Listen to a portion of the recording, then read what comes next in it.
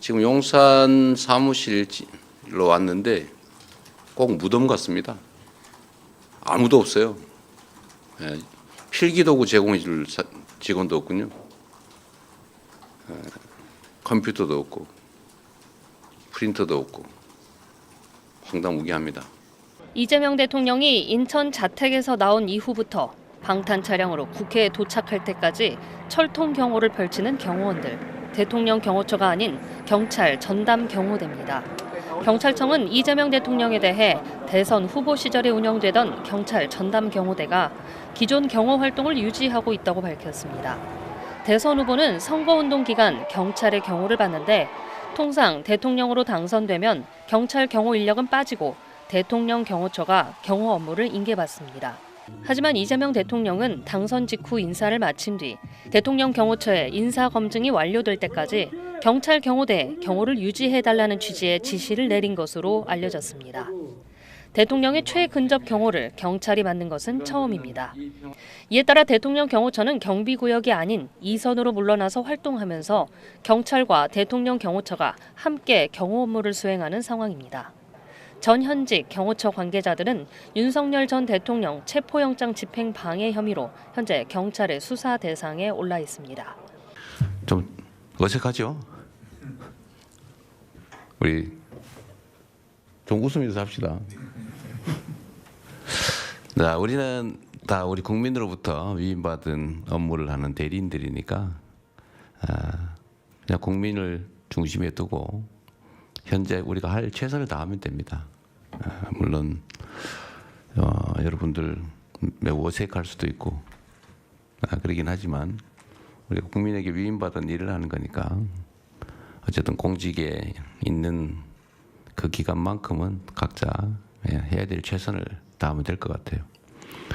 어쨌든 저로서도 아직 이 체제 정비가 명확하게 되기에는 상당한 시간이 필요한데 그 시간 동안도 우리 국민들은 어쨌든 어려운 상황에서 고생을 하십니다. 그러니까 최대한 저는 그 시간을 좀 줄이고 싶고 현재 여러분들이 또 헌법기관으로서 또 법률에 의해서 하실 일들이 또 있지 않습니까? 그래서 지금 현 상황을 여러분들이 각 부처 단위로 가장 잘 아실 거기 때문에 그 범위 내에서 제가 여러분들의 의견도 좀 듣고 또 저도 드릴 말씀 드리고 또 여러분들이 가진 고난 또 책임도 한순간도 소홀히 할 수 없지 않습니까? 그래서 오늘은 각 부처 단위로 현재 현안들 한번 체크를 한번 해보고 싶어요.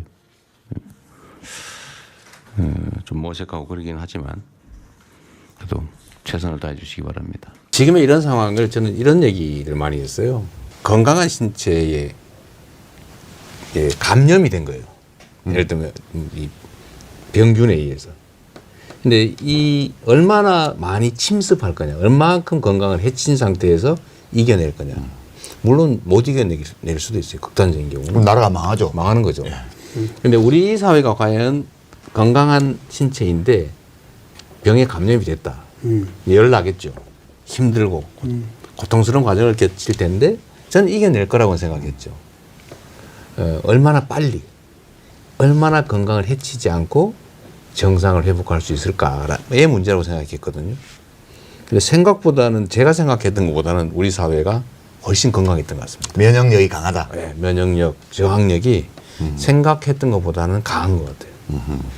저는 사실 이 초기에 예를 들면 이제 계엄이 있기 이전에 사실 상당히 비관적으로 봤거든요. 언젠가는 우리가 이 상황을 극복은 할 텐데 엄청나게 많은 희생을 치른 다음에야 이겨낼 수 있을 것이다라고 생각했는데 우리 윤석열 대통령이 제가 생각한 것 이상으로 더 과격한 반응을 보인 거죠.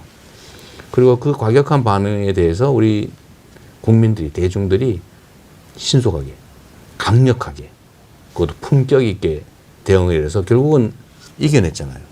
근데 그 바로 국회로 가시면서 차 안에서 네. 방송하신 거 그게 결정타 같아요, 사실은. 근데 김혜경 여사가 훌쩍거린 거 맞아요? 옆에 훌쩍거리는 소리? 맞습니다. 저는 죽을지도 모르는 네. 상황이니까요. 저는 몰랐는데 나중에 보니까 영상 보고 그러니까, 하셨구나. 그러면 지금 말씀 듣다 보면 당연히 그 다음 질문이 떠오르는데 그러면 이 감염병을 이기고 나서 우리 몸은 어떤 상태로 가야 되는가? 네.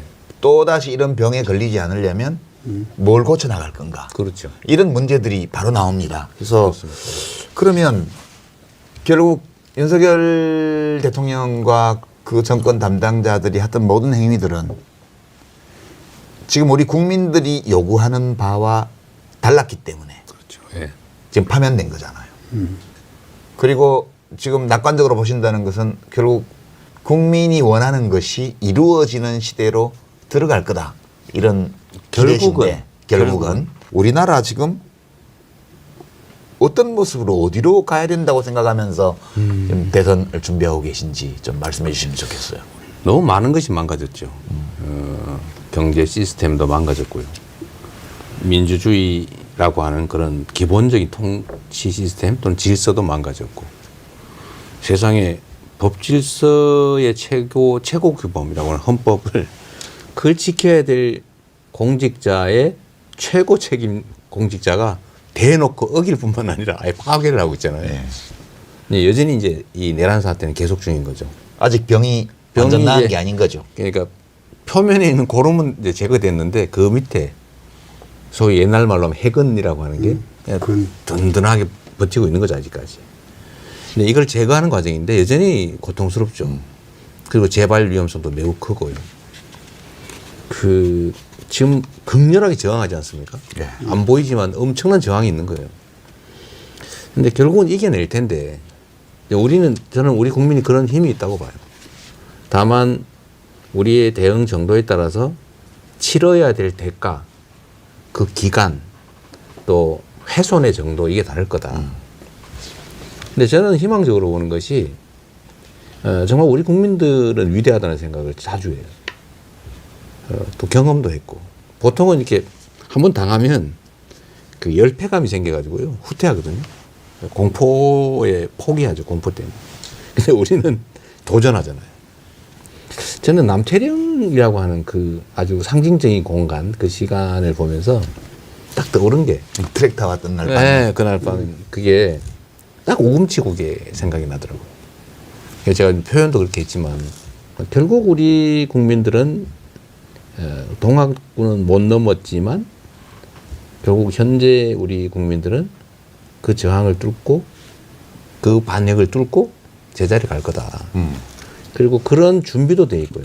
근데 이게 지금은 완전히 망가진 건 아니어서 경제 시스템, 그러니까 사실 경제 개혁을 해야 되거든요. 또 새로운 길도 찾아야 되고요. 그래서 저는 그 중에서도 사실 문화 콘텐츠 영역이 우리의 정말 큰 장점이라고 봐요.